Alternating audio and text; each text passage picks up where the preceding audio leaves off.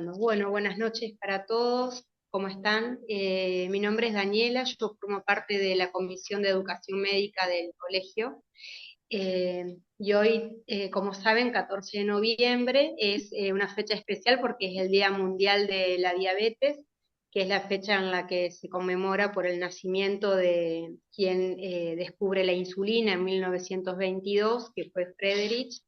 Y bueno, años después, en 1991, la OMS, junto con la Federación Internacional de Diabetes, en respuesta a una agresiva preocupación por el impacto que tiene esta enfermedad en salud pública, es que determinan que el 14 de noviembre se celebre este Día Mundial Internacional de Diabetes. Teniendo en cuenta esto, nosotros desde el colegio hoy hicimos una jornada con todas las actividades de prevención y de educación para los pacientes con diabetes. Y bueno, cerramos esta jornada con el honor hoy de presentar a la doctora Juan Fabiana, quien es médica, especialista en clínica médica, especialista en endocrinología. Ella además es miembro de la Sociedad Argentina de Diabetes, es directora del Centro Médico de Endocrinología ENDO, también es docente del área de Clínica Médica y de Endocrinología de la Facultad de Medicina de la Universidad Nacional del Litoral, también es médica endocrinóloga en el Hospital Iturraspe y en el CEMAFE. Así que bueno, hoy tenemos el honor de que nos pueda dar una charlita sobre diabetes y insulinización para actualizar un poco los conceptos. Así que bueno, muchas gracias, doctora, y bienvenidos a todos. Bueno, hola Daniela, buenas noches a todos. Muchas gracias por la presentación. En realidad, yo acá ya en el colegio me siento medio como en casa porque siempre tengo el honor de que me inviten a dar charlas o cursos, así que bueno, para mí es un gran placer y muchas gracias. Bueno, ahí vi algunos que se iban conectando, Edith, está Silvia, bueno, mucha gente que vi que espero que bueno, puedan disfrutar un poquito de esto. La idea es, bueno, que no sea algo tan largo y repasar algunos conceptos que seguramente muchos ya los conocen, así que, bueno, cuando quieran, entonces arrancamos con la presentación.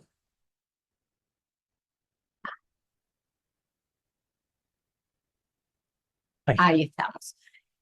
Bueno, como bien dijo Daniela, hoy 14 de noviembre, y como todos ustedes saben, ¿no? Es el Día eh, Mundial de la Diabetes, y ella también lo explicó, que se conmemora, ya lo vamos a ver, por el nacimiento de Frederick Banting, que es uno de los descubridores de la insulina, ¿sí? Lo que me interesó destacar, que también lo deben conocer, es que el lema de este año es diabetes y bienestar.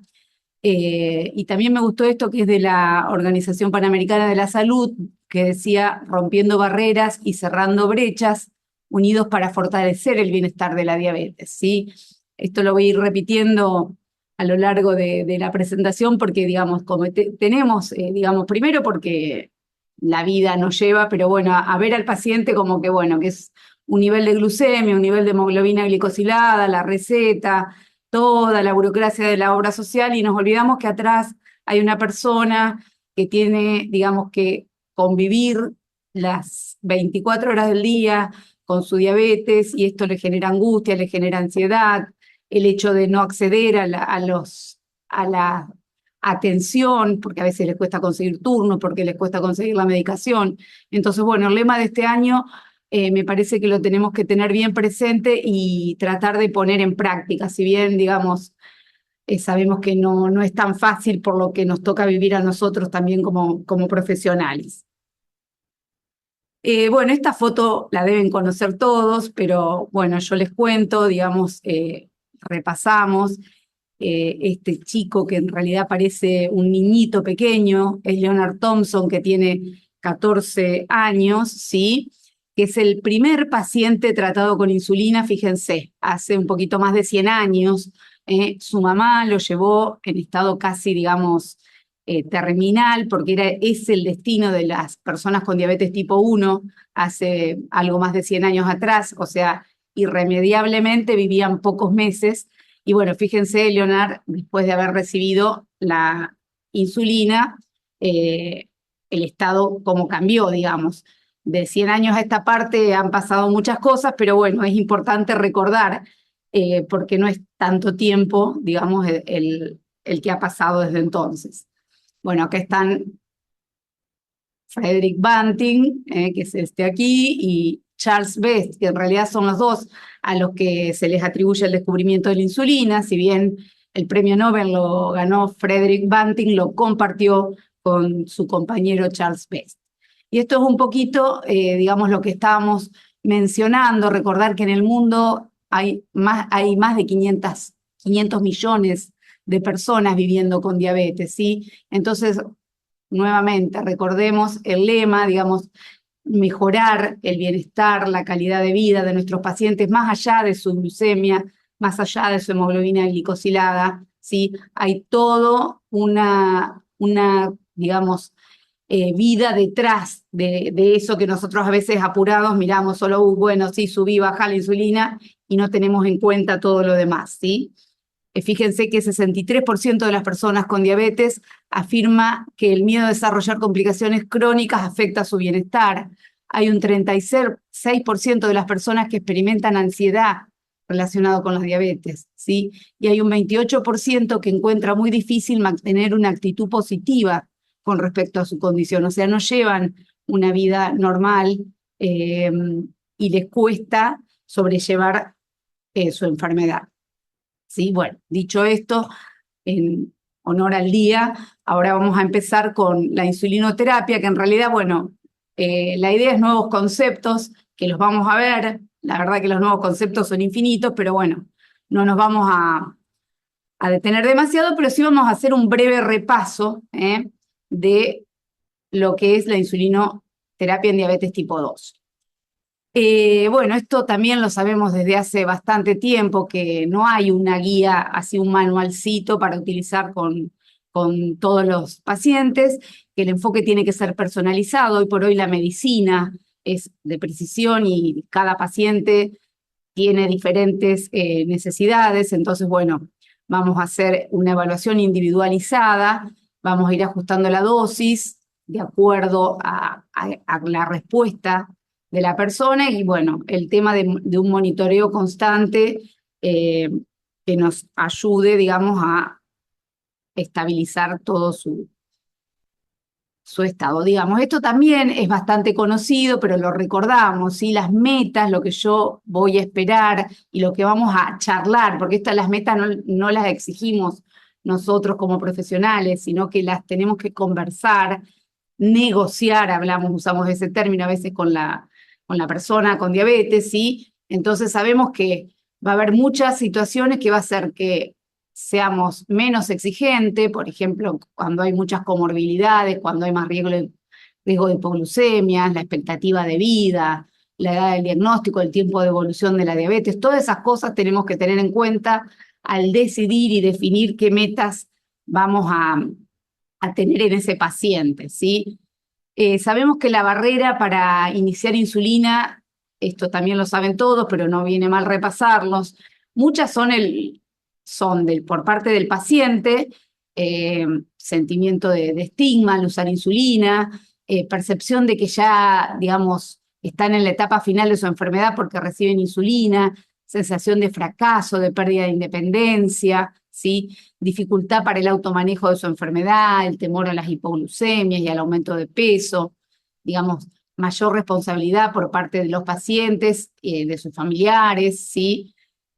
Bueno, todo esto siempre el paciente se muestra muy reticente cuando uno le empieza, por eso siempre recomendamos, ya cuando le hacemos el diagnóstico de diabetes tipo 2, aunque tal vez nunca requiere insulina, siempre irle hablando de que es una posibilidad más, no como un castigo, como algo, digamos, que va a pasar porque su enfermedad va mal, sino que es como una de las herramientas más que tenemos para el manejo de su diabetes.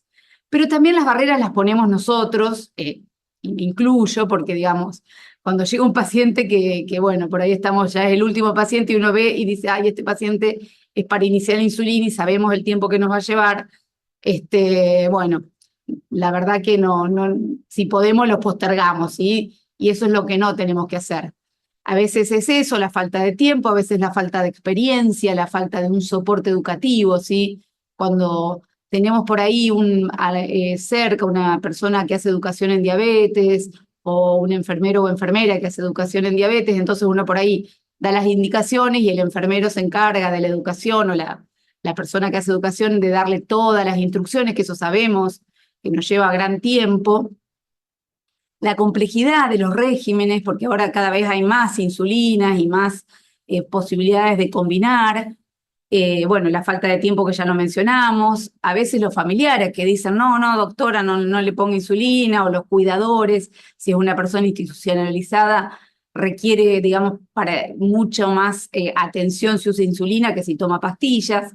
Bueno, y ni hablar de esto, es tema aparte, el tiempo que nos lleva que nos autoricen, no sé, una insulina glargina o cualquier otra, digamos, cada vez nos la hacen más complicado. Así que bueno, vamos con las indicaciones que más o menos todos sabemos, ¿no? En un diabético tipo 2, cuándo vamos a usar insulina. Al momento del diagnóstico, la mayoría de las veces sabemos que empezamos con agentes no insulínicos, pero si tuviera signos y síntomas de descompensación metabólica, adelgazamiento, cetosis, enfermedades intercurrentes, en ese caso deberíamos empezar, digamos, con insulina, al menos transitoriamente hasta estabilizar su estado. Y bueno, la mayoría de las guías dicen con glucemias mayores a 240 o hemoglobinas más de 9. Esto, digamos, está en las guías, pero es relativo, como dijimos, es individualizado. Una cosa es un paciente que tiene estos niveles porque viene alimentándose muy mal, sedentario, o con, digamos, obesidad significativa. Bueno, en ese caso, por ahí, por más que tenga valores elevados, uno puede empezar con los cambios del estilo de vida y medicación, pero bueno, muchas veces tenemos que usar insulina. Siempre recuerden que dando tratamiento como metas son individualizadas, ¿sí? Eh, y bueno, eso sería el inicial. Y el paciente que ya está en tratamiento con ejercicio, plan alimentario, que sabemos que la adherencia siempre a estos dos puntos no es buena o nunca es 100%, siempre es bastante más baja, y con 2 o más agentes antidiabéticos no insulínicos, cuando no logramos control metabólico adecuado, tenemos que iniciar insulina. Bien, eso era, digamos, la insulinoterapia cuando yo decido empezar en un paciente puede ser transitoria, como dijimos por ahí al inicio, hasta que yo lo estabilizo. Una hiperglucemia sintomática muchas veces hace unas semanas, un par de meses de insulina, el paciente mejora y yo puedo pasar a otros agentes. El embarazo es una situación en que yo voy a usar insulina de manera transitoria, generalmente después del embarazo pueden volver a lo que estaban recibiendo anteriormente, si bien otras veces siguen con la insulina. Y a veces cuando hay intercurrencias, como una situación médica severa, hospitalización, infarto, ACV, cirugía, digamos, cualquier situación que lleva al paciente a la internación, generalmente esos pacientes, generalmente no, siempre van a recibir insulina de manera transitoria. Posteriormente, cuando esto se estabiliza, pueden volver a su régimen habitual o bien, bueno, persistirán con insulina, eso se verá en cada caso. Y con insulina definitiva, bueno, son cuando no alcanzan las metas con los agentes no insulínicos, en enfermedad renal crónica, digamos, moderada a severa, ¿sí? En estos casos solamente usamos insulina generalmente. Cuando hay comorbilidades que limiten el uso de otros agentes, como insuficiencia hepática, insuficiencia cardíaca, ahora sabemos que hay agentes que podemos utilizar con gran seguridad en insuficiencia cardíaca, pero hay otros que no. Bueno, esto es algo que también todos saben y lo conocen, pero digamos que lo tenemos que reforzar porque, bueno, es parte del inicio de la insulinoterapia, ¿sí? No es solamente prescribirle la insulina y darle un esquema de cómo se va a aplicar, en qué horario, qué dosis, sino todo esto, digamos, la técnica de inyección, si usa, digamos, Todavía sabemos que en varios centros de salud se está intentando pasar todas lapiceras, pero todavía tenemos jeringas y agujas, o bueno, la lapicera lo mismo, hay que explicarle al paciente, el almacenamiento, esto parece, supongo que a todos les habrá pasado, a mí, digamos, me ha pasado de pacientes que a lo mejor no tienen heladera en su casa, entonces, bueno, todo esto nosotros por ahí lo damos por sentado y a lo mejor el paciente no lo sabe y bueno, uno le da la insulina y la tiene un mes fuera de la heladera en estos calores nuestros y la insulina no le sirve, digamos. Y bueno, el horario de administración, que por ahí nosotros ya damos por sentado y tenemos que tener en cuenta por ahí el estilo de vida del paciente, por ahí es un trabajador nocturno, maneja, digamos, trabaja manejando, digamos, cosas que tenemos que tener presentes para elegir el horario en que vamos a administrar. En general, digamos, esto es lo que solemos hacer cuando empezamos insulina en un paciente. Primero, intentar con una insulina basal que se la agregamos a los agentes que viene recibiendo. Bueno, ahora ya lo vamos a ver detalladamente. Cuando no va bien, podemos agregar insulinas rápidas antes de las comidas. Y también podemos utilizar los regímenes de insulinas combinadas, digamos, las insulinas premezcla o mix, que ya las vamos a ver. Bueno, estos también ustedes ya saben, para las opciones que tenemos para insulina basal son la NPH, la conocidísima NPH, la glargina, Detemir y Degludec. Respecto a Detemir, que es, digamos, una insulina que se viene usando hace muchos años, acá en la Argentina, incluso no sé si ya les ha pasado, varias obras sociales ya les están pidiendo, se va a dejar de comercializar y posiblemente esto va a ser a nivel mundial, es por una cuestión de, no sé si marketing o de qué tema del laboratorio, o sea que hay dando vuelta lapiceras que vencen, creo que diciembre del 2025, pero bueno, en cualquier momento no vamos a tener más, o sea que si van a iniciar, no inicien con Detemir, inicien con otra. Y bueno, por ahí los mismos pacientes le van a pedir que se la cambien porque ya en su obra social se lo piden. Le subrayo acá el NPH porque si bien uno podría empezar con análogos, hoy por hoy ustedes saben que la mayoría, varias obras sociales, incluso bueno, en la parte pública, lo que tenemos como primera opción es NPH, no nos autorizan de entrada los análogos. Las ventajas de la insulina basal es que bueno, nos van a controlar la glucemia de ayuna, digamos, es para eso principalmente que la damos. Tiene menor riesgo de hipoglucemia el dar una sola dosis de insulina basal, generalmente a la noche, ahora ya lo vamos a ver. Es más cómodo para el paciente, ¿sí? Entonces, porque se va a poner una sola inyección y como para iniciar sería, digamos, óptimo, después se irá acostumbrando si tiene que usar más inyecciones. Esto, bueno, ya los dijimos antes, ¿sí? El esquema va a ser individualizado, sin embargo, para empezar, casi todos empezamos de la misma manera, como todos ustedes sabrán, ¿sí? La dosis es por peso, 0,1 a 0,2 unidades kilo. El estándar suele ser empezar con 10 unidades, sea de NPH o de un análogo lento, antes de dormir. Esto lo hacemos en la mayoría de los casos, salvo situaciones muy particulares, ¿sí? Y luego lo vamos a titular de acuerdo a los niveles de glucosa en ayunas, ¿sí? Si durante, digamos, lo vamos a monitorear durante 3 a 5 días, niveles mayores a 130, vamos a decir al paciente que aumente de a 2 unidades cada 3 a 5 días, ¿sí? No antes. Eso, bueno, ya lo saben. Y por supuesto, si el paciente tuvo hipoglucemias o si tiene valores menores de 80, no aumento. Y si hay valores mayores a un 80 en ayunas, puede hacer un aumento un poquito mayor de 3 a 4 unidades cada 3 a 5 días, ¿sí? Con NPH, bueno, Detemir con las consideraciones que ya les dije, o con glargina, los ajustes pueden ser cada 3 o 4 días. Si usamos Degludec, que tiene una duración mayor, el ajuste es semanal. Si hay hipoglucemias o valores de glucemia menores a 80, tenemos que disminuir la insulina basal, ¿sí?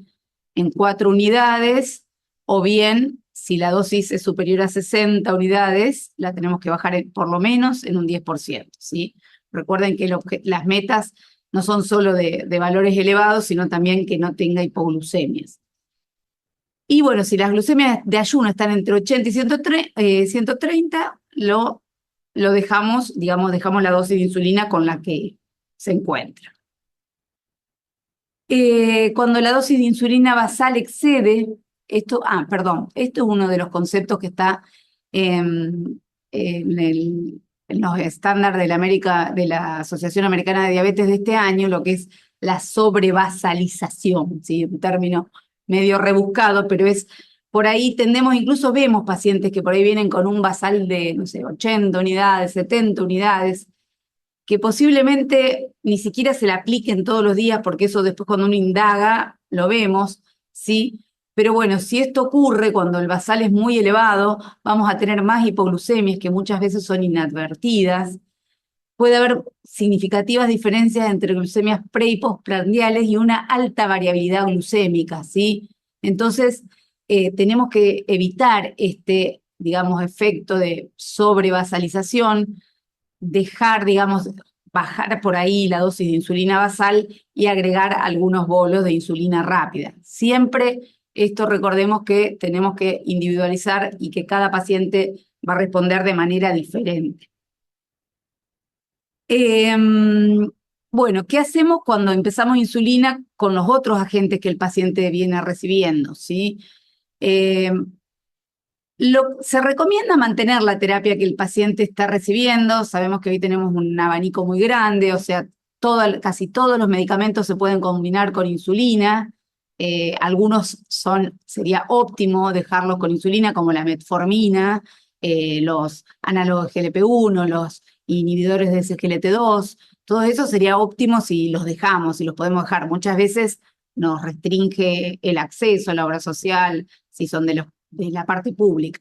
Sí vamos a tener un especial cuidado con los insulinos secretagogos, ¿sí? Si el paciente está con altas dosis, lo que tenemos ahora en la parte pública es gliclazida, pero bueno, cualquier otra sulfonilurea, glibenclamida, glimepirida, bueno, todas las que ustedes conocen.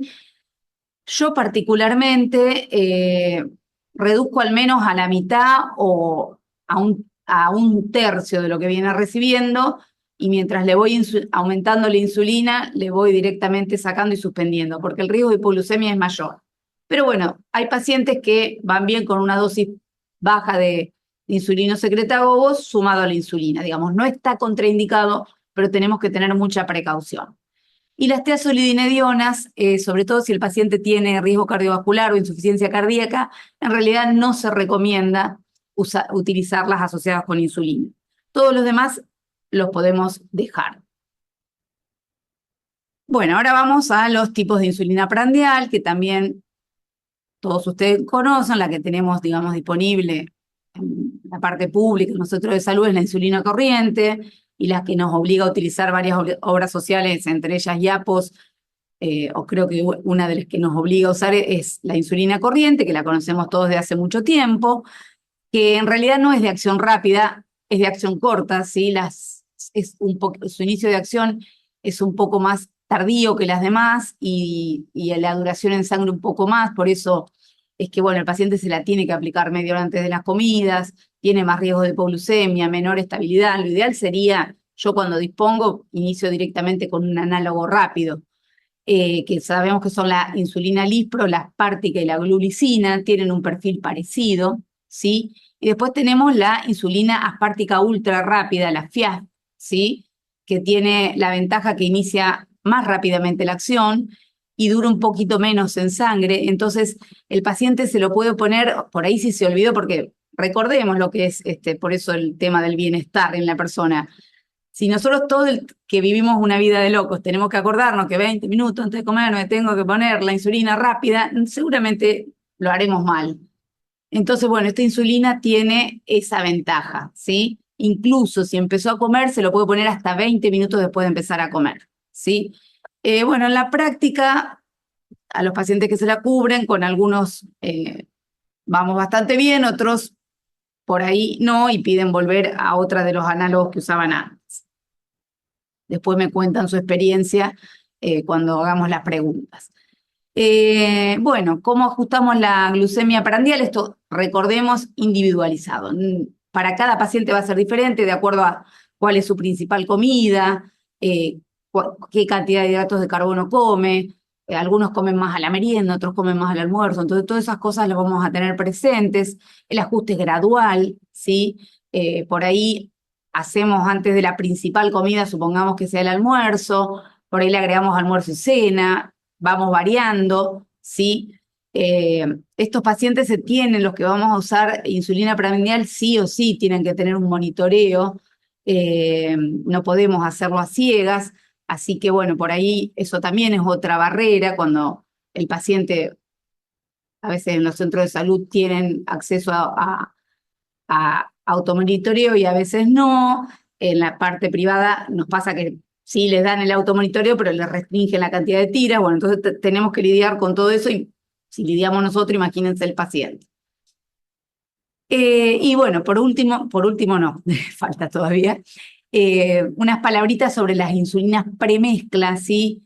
Esta, digamos, yo la verdad que prácticamente no la uso, la insulina humana, que viene NPH y corriente 70-30, ¿sí? La insulina liproprotamina viene en dos formas, 70-25, o sea, 75 sería la cantidad de insulina lenta, y 25 la de rápida, y acá 50 y 50, y la aspártica bifásica, que también tiene protamina, ¿sí? Acuérdense que la P de NPH es protamina, que es lo que hace que sea su acción prolongada. La aspártica bifásica, la única que viene es de 70-30. Yo personalmente utilizo bastante poco las mezclas. Sí, en algunos pacientes que, por ejemplo, estos pacientes que no tienen por ahí acceso a las mediciones, los que no se quieren inyectar, los que se olvidan, digamos, porque esto reduce el número de inyecciones, mejora la adherencia, porque por ahí yo le hago un esquema súper intensificado y resulta que si el paciente no lo cumple no me sirve de nada. Y bueno, resulta más fácil para el paciente. A mí puntualmente me resulta estas desventajas, que es más difícil ajustar la dosis, se hace hipoglucemias, digamos, cómo se la ajustamos, y no es adecuada para todos los pacientes. Pero bueno, como siempre recordemos, tenemos que ver al paciente y ahí definir cuál va a ser nuestra opción. Y siempre conversarlo con el paciente. ¿Sí? En cuanto al monitoreo, sí que esto es fundamental para la insulina, ¿sí? Lo que más tenemos al alcance y lo que más conocemos es el monitoreo de glucemia capilar. Y bueno, la verdad que nos está resultando, nos ha cambiado mucho la mirada de los pacientes, sobre todo los que usan insulina, de lo que es el monitoreo continuo de glucosa que tenemos disponibles, digamos, varios sistemas, y que la verdad que esto nos permite ver todo el perfil y nos permite tomar decisiones en cuanto a qué horario le vamos a modificar y demás. O sea que bueno, si pudiéramos optar porque el paciente tenga monitoreo continuo, está bueno, lo hacemos. No prescinde del automonitoreo capilar, lo tiene que tener igual, ¿sí? Porque la medición de la glucemia subcutánea es la que miden los sensores actuales, no es tan preciso, o sea que, por ejemplo, si me está marcando una tendencia a hipoglucemia el sensor continuo, el paciente se tiene que medir con una tira, ¿sí? Bueno, siempre le recomendamos, porque ese es otro concepto que por ahí tienen las personas con diabetes, es que el automonitoreo es para ellos. Sí, es para ellos, para que tomen decisiones, para que manejen, se autogestionen, digamos, el tratamiento de su diabetes, pero también lo tenemos que ver nosotros. Entonces, cuando vienen a la consulta nos tienen que traer o bien el diario, ahora hay muchas aplicaciones, digamos, hay pacientes que están más amigados que otros con lo que es la tecnología, pero bueno, si no, el viejo cuadernito anotan ahí, o le damos nosotros eso, los que vienen ya, que nos dan los laboratorios, pero es importante que nosotros veamos cómo están sus glucemias. Y esto nos va a permitir hacer ajustes en cuanto a horarios, patrones, digamos, pues cambiamos el esquema, cambiamos los horarios en base al automonitoreo. Bueno, en cuanto a los infusores continuos de insulina, la mayor indicación es en diabetes tipo 1, ¿sí? En diabetes 2 tenemos más barreras desde la parte, digamos, de accesibilidad. La mayoría de las obras sociales no la autorizan en la mayoría de las personas con diabetes tipo 2. En la parte pública realmente es bastante complicado conseguirlo. Sí, las características que administran insulina basal permanentemente, usan una insulina rápida siempre, y la mayoría de los infusores además hacen bolos preprandiales, permiten ajustes personalizados, tienen alarmas ante hipo e hiperglucemia. Las ventajas son que nos permiten un mejor control glucémico, reducen las hipoglucemias y lo que sobre todo mejoran la calidad de vida del paciente, para algunos, no para todos. Tengan presente, porque me ha pasado de que me soliciten que yo le pida al paciente porque no tiene adherencia. Esto no, requiere un gran entrenamiento para que el paciente, digamos, acá está entre las desventajas. El paciente tiene que estar entrenado, tiene que saber manejar. No es tan complicado, pero yo sinceramente cuando hay un problema técnico llamo a la persona al laboratorio de la bomba para que se lo resuelva, porque no suele haber mucho, pero bueno, no es que cualquier paciente puede usar una bomba. Y bueno, el costo que es muy elevado, no solo del infusor en sí, sino de los insumos mensuales. Entonces, bueno, eso lo tenemos que tener presente también al momento de decidir. Diabetes 2, ya les digo, o sea, lo mencioné porque sería una opción en algunos pacientes, pero prácticamente es más para diabetes tipo 1. Bueno, los efectos adversos de la insulina ya todos lo conocen, no los vamos no nos vamos a detener demasiado, pero bueno, recordar que la hipoglucemia es el más frecuente, recordar que las hipoglucemias son muy dañinas, ya lo sabemos, que ponen en riesgo pacientes con antecedentes de ACV, de cardiopatía isquémica, de edad avanzada. Entonces, bueno, tenemos que tratar de evitar las hipoglucemias en la menor cantidad posible. Recordar que muchas veces son sintomáticas, pero tenemos también hipoglucemias inadvertidas, que para eso nos sirve también el monitoreo continuo o bien el automonitoreo, ¿sí? Porque el paciente tiene glucemias bajas y no se entera que las tiene, si no se mide.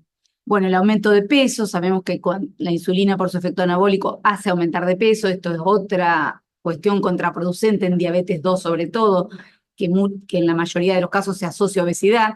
Entonces, digamos, la insulina, digamos que predispone a mayor aumento de peso, algunas más que otras.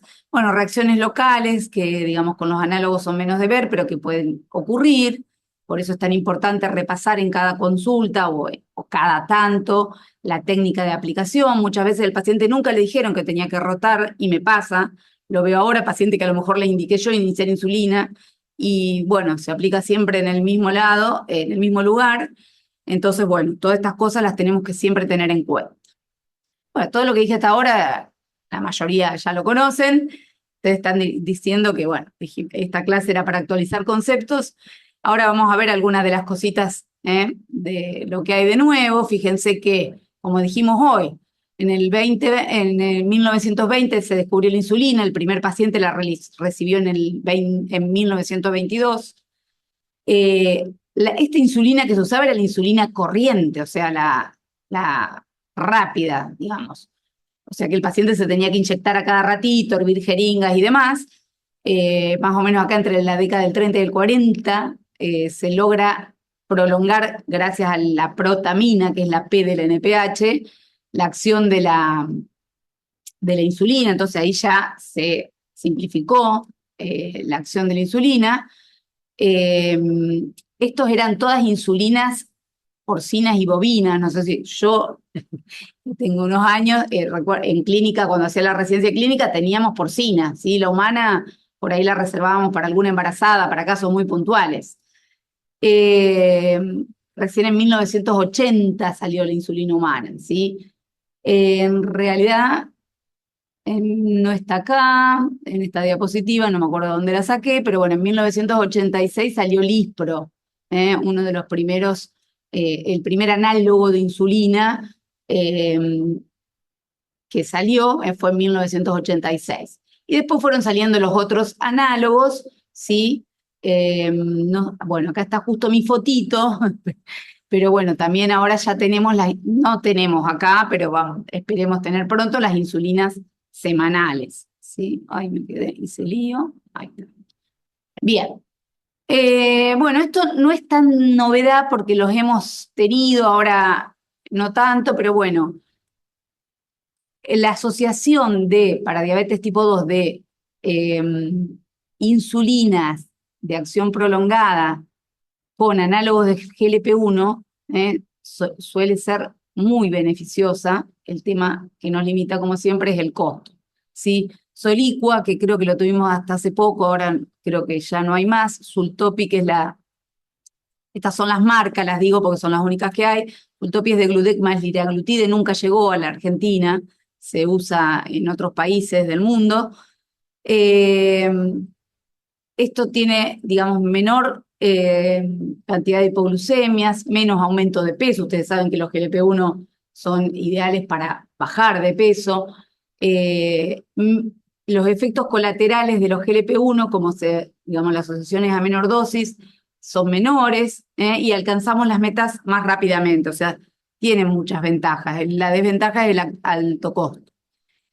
Y tenemos, bueno, esta novedad que, bueno, yo no tengo experiencia porque no tenemos acá todavía, yo creo que Codec va a llegar, y la de Lilly, que es Efsitora Alfa se llama, eh, digamos, se aplica una vez a la semana.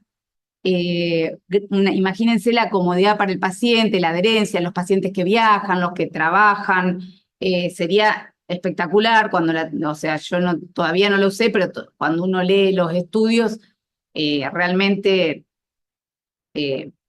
impactan, sobre todo en lo que es la calidad de vida del paciente.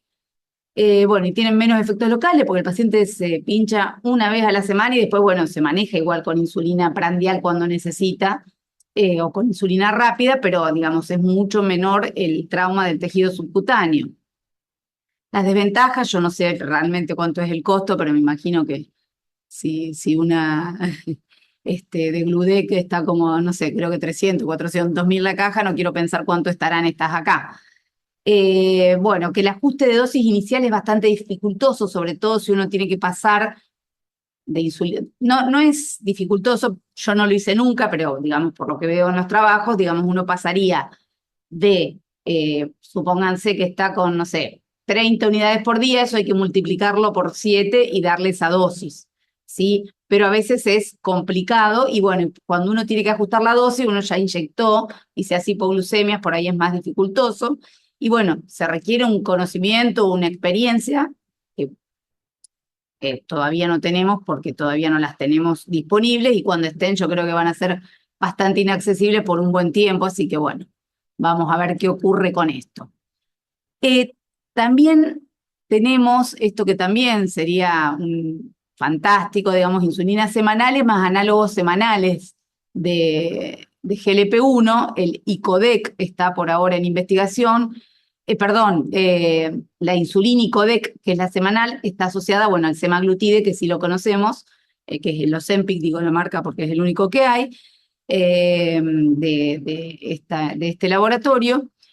O sea que bueno, esto está en investigación, pero se estima que va a estar muy pronto disponible. Y los nuevos horizontes, bueno, se está desarrollando una insulina oral, vieron que ya nosotros tenemos acá el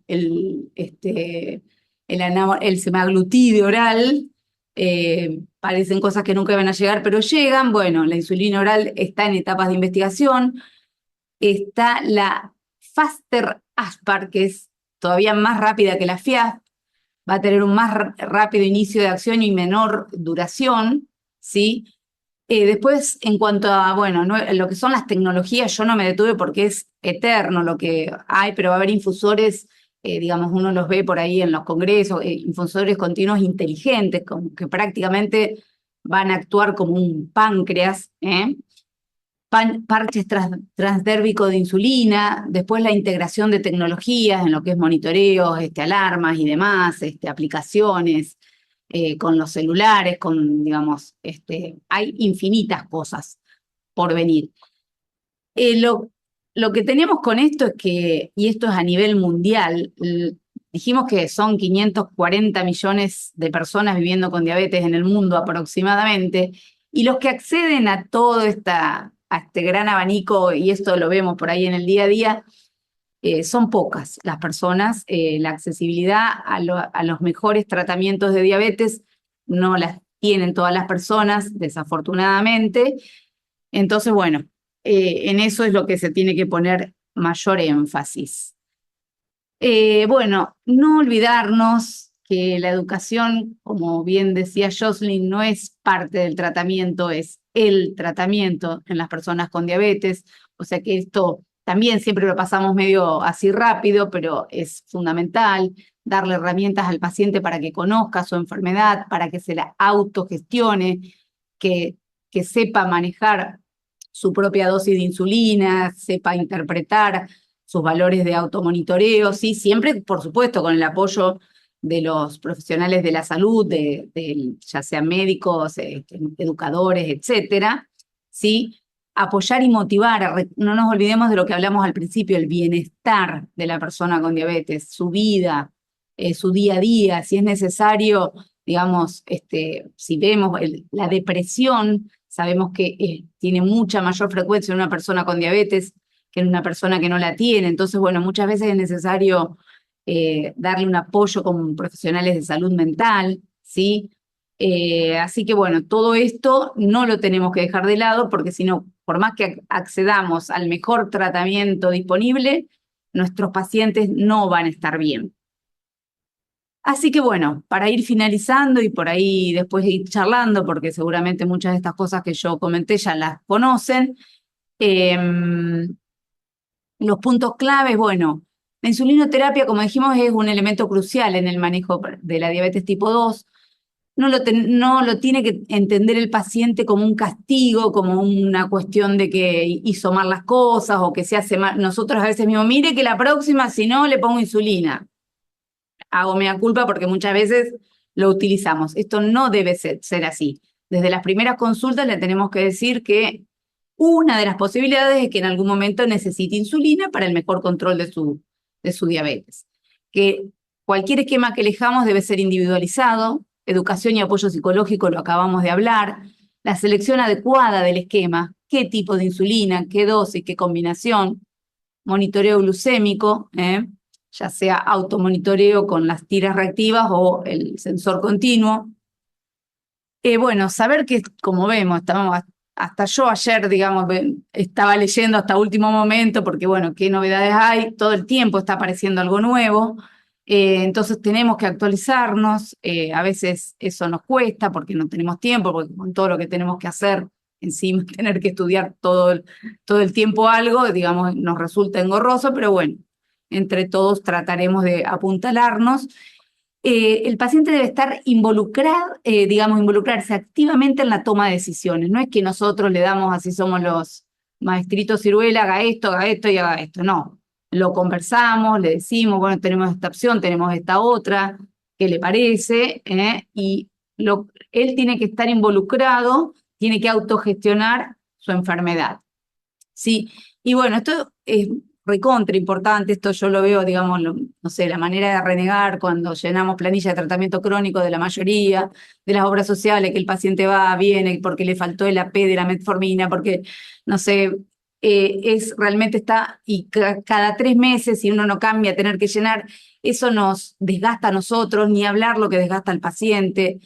La parte pública tenemos restringido, si bien mejoró mucho en los últimos tiempos, el paciente de la parte pública sabemos que no tiene los mismos, digamos, acceso que a lo mejor un paciente con obra social, si bien ahora está todo complicado. Pero bueno, yo creo que las políticas de salud tendrían que mejorar la accesibilidad, porque si no esto genera también un gran malestar en los pacientes.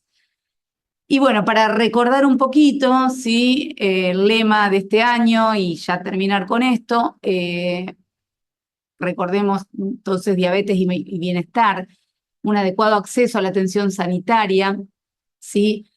Para que el paciente pueda estar mejor, que pueda vivir mejor con su diabetes, ¿sí? Saber que todas estas personas, como lo estuvimos charlando, se enfrentan diariamente a desafíos en su hogar, en el trabajo, los chicos los pacientes que van a la escuela, digamos, en su vida diaria, en su día a día, en su vida familiar, porque la están pendiente de lo que come, de lo que no come. Entonces, sepan que están viviendo una situación, digamos, de estrés, de ansiedad. Entonces tenemos que tratar de mejorar eso, no solo su glucemia, no solo su hemoglobina glicosilada, sino todo lo demás. ¿Sí? Los pacientes tienen que ser resilientes, organizados, responsables. Yo hace muchos años atrás hice un curso, la verdad un curso muy bueno, que hay en varios lugares que se hacen, que uno tiene que vivir como como diabético. A mí me tocó ser diabética tipo 1 y era un curso que uno estaba para eso y yo me olvidaba de ponerme la insulina, me olvidaba de medirme, era un desastre y estaba en el curso para hacer eso, digamos. O sea que imagínense los pacientes que tienen la vida complicada como tenemos todos, entonces tienen una presión muy grande para poder estar, digamos, para poder gestionarse. Entonces, tenemos que brindarles el apoyo para eso, ¿sí? Entonces, no centrarnos solamente en su control metabólico, es muy importante, sí, pero no nos olvidemos que detrás de eso hay un montón de otras cosas y las personas con diabetes muchas veces se sienten desbordadas. No lo pasemos por alto, ¿sí? O sea que pongamos el bienestar en el centro de la atención, ¿sí? Iniciemos un cambio para una vida mejor, o sea que los pacientes con diabetes tengan una vida mejor. Así que bueno, con esto finalizamos, espero que les haya sido de utilidad. Siempre miremos más allá de la glucemia, ¿sí? Si bien es lo primero que miramos, a ver la glicosilada, a ver el automonitoreo, sepamos que hay mucho más que mirar, ¿sí? Así que bueno, gracias y los escucho sus comentarios y experiencias. Bien, gracias doctora, muy interesante, muy linda la charla, la actualización del tema y refrescar también conocimientos porque por ahí en el día a día algunas cosas se nos van olvidando. Así que bueno, gracias. No sé si de los eh, colegas que estén conectados, alguien tiene alguna inquietud, quiere sacarse una duda, hacer algún comentario, lo pueden hacer por el chat si quieren.